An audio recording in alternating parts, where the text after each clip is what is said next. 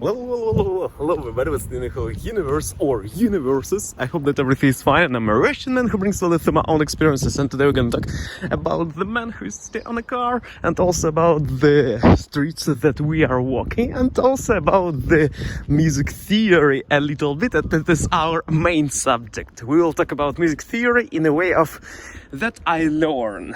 I try to learn more and more and more, and how it goes I will tell you right now by showing the Basmany district of Moscow.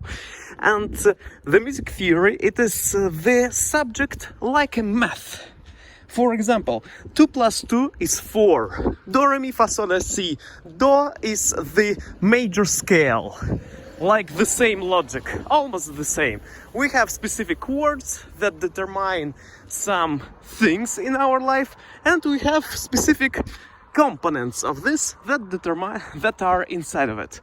And Jesus Christ, I feel a little bit shy to speak about these topics during our walk because I speak so loud, and sometimes I feel not super confident about speaking about music because people can recognize the sameness of the language, because in Russian language and in English we have the same do, re, mi, fa, sol, la, si, do. It is the same for English and for Russian because it is kind of almost universal thing. Okay, we are not near people, everything's fine.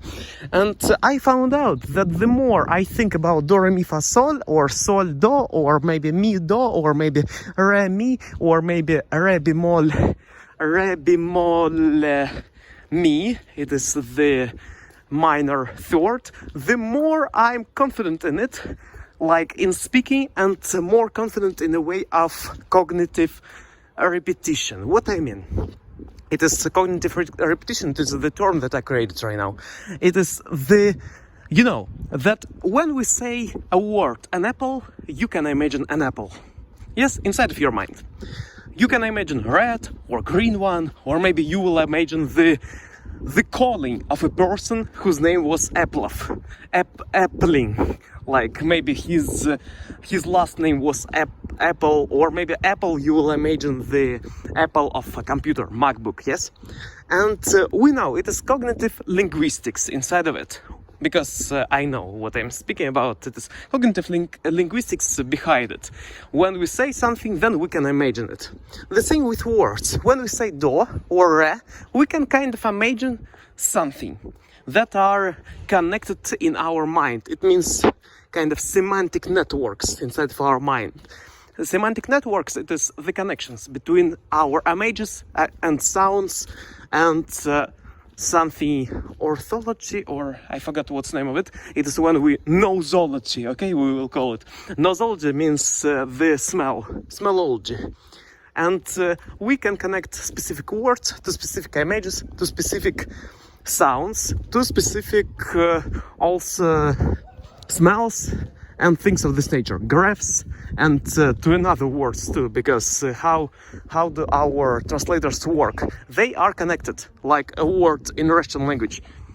Word, it is in English word, but in Russian it is slovo. When we connect it, it is the connection between two words, but in different languages. It is maybe even not words are connected, it is kind of, we can connect the illustration of a word, and also not only illustration, also the sound of a word. For example, we can see like here Tiguan, yes, Tiguan, and I can say right now Tiguan. You can imagine the sound of the Tiguan, or maybe you can imagine the photo of it. I don't know, do you understand me or not, but Jesus Christ, it is maybe not really super good idea to speak about the scientific-ish stuff on the YouTube, or need to say it in a more popular way, in a super like easy to understand. But I think that you are smart to understand. What I wanted to say, that the more we read, the more we write, the better we are at something.